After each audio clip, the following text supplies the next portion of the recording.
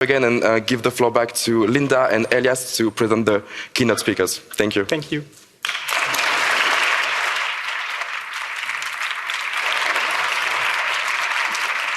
Okay, guys. Hello. Guys, thank you very much for this interactive session. With this, I would like to invite and welcome our keynote speaker, Anita Hubner, on stage, psychologist, author, and policy advisor in Netherlands. Her main focus is reducing stigma on mental health illness in society, which we will also discuss in our session later on about European well-being through mental health care. The floor is yours. Thank you.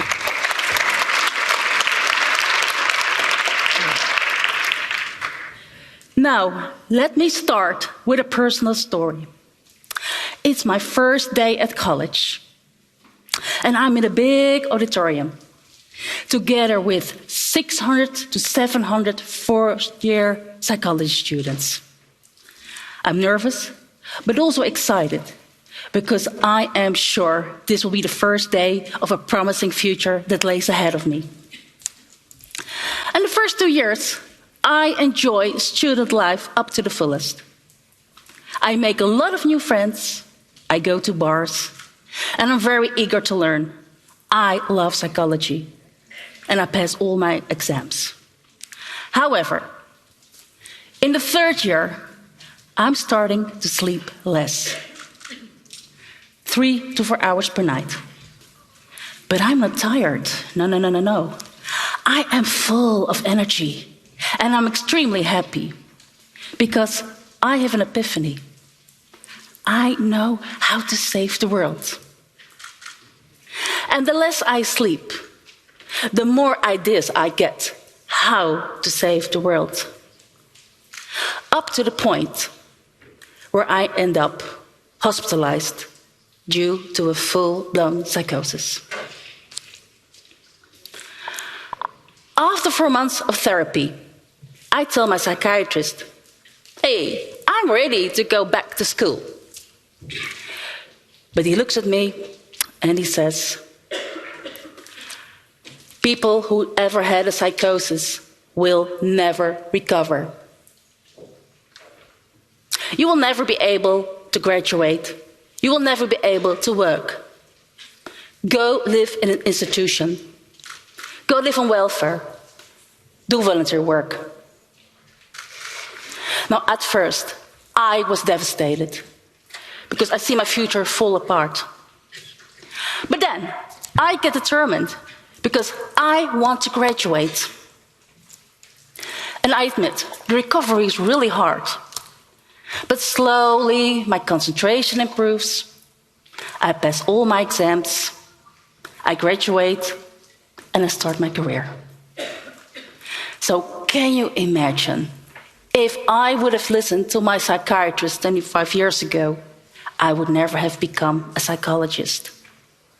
And I would not be here today. And I know... No.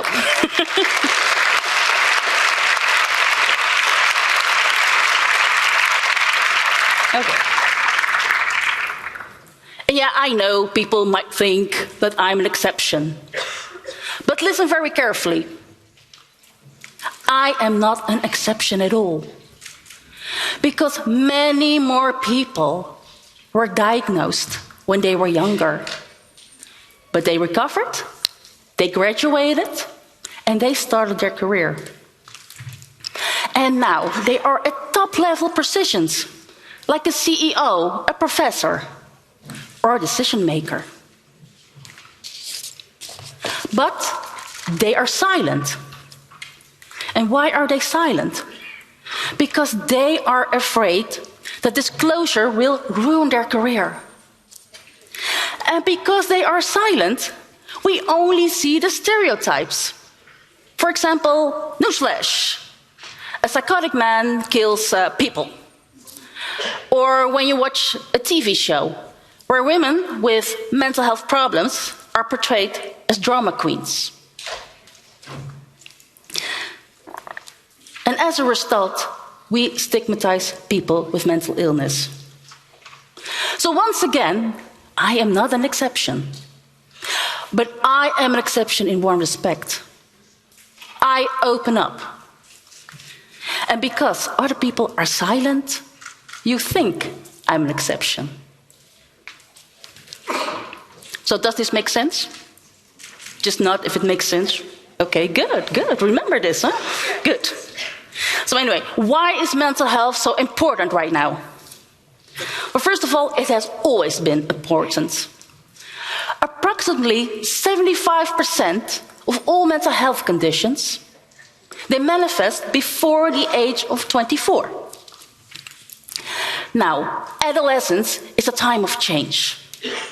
It's a time when you step out of childhood into adulthood. And you start thinking about your place in the world. And yes, it can be a really exciting time, but it can also be a mentally challenging time. And these mental challenges have only grown due to school pressure, COVID, the war in the Ukraine, and climate crisis. Now, research shows that anxiety and depression have risen dramatically among young people, and they remain higher than before COVID. So mental health in young people has never been as important as it is right now. But most adolescents, they keep their mental problems to themselves. And why? Because they worry that their feelings will be invalidated by friends and family. So in other words, stigma plays a significant role in seeking help. And as a result, many adolescents, they cope with their issues on their own, which make their journey to recovery much longer. Now, how can we tackle this in the upcoming years? Well, first of all, pay particular attention to young people with pre-existing mental health conditions. Because before the crisis, these students were already at elevated risk of dropping out of school. And no diploma means no job, or a poor paid job. And this will lead to financial stress or poverty. And financial stress and poverty will result in mental health problems when they grow older.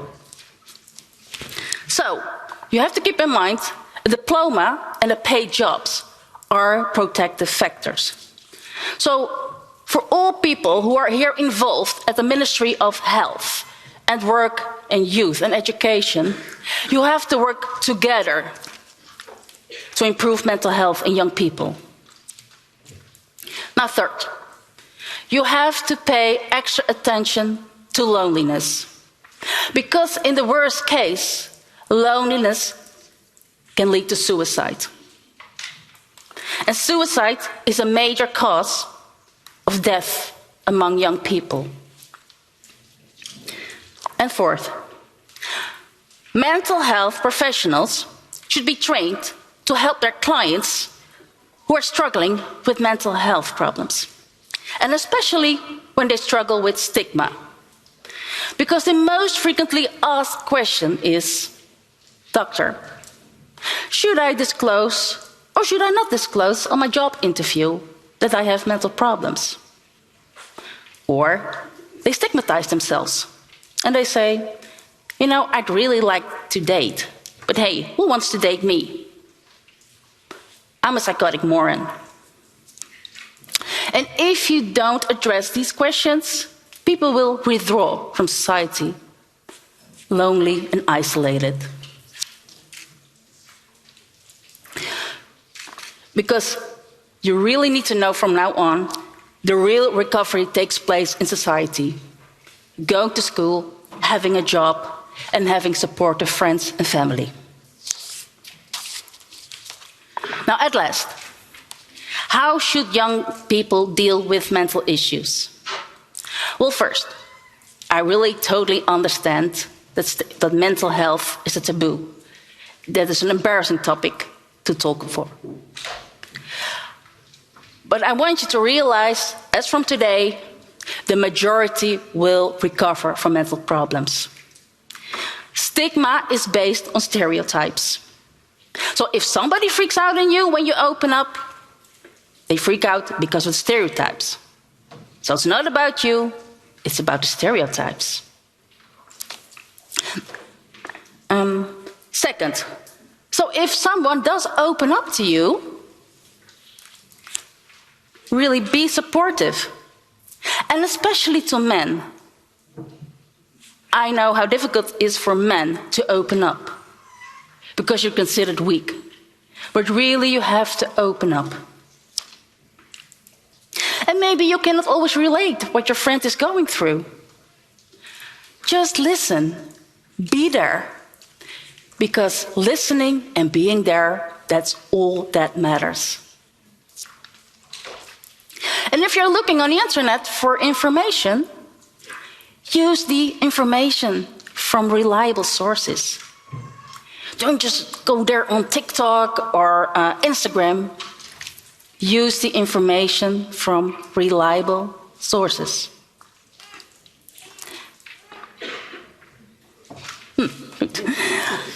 Another suggestion could be, you can join self-help groups. Self-help groups that are run by people with lived experience. Because these people exactly know what you're going through, and they will welcome you. And last but not least, seek professional help. And maybe you don't even need professional help, because maybe these previous suggestions are already helpful.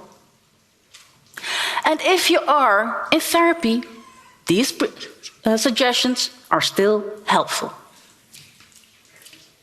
So, with the alarming mental health problems in younger people today, tackling stigma and making mental health a priority has never been important as now. Mental health problems are part of being human. It is nothing to be ashamed of.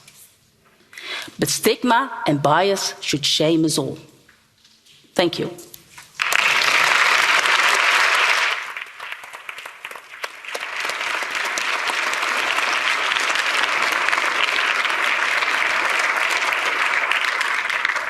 Thank you so much, Anita Hubner. What an amazing speech.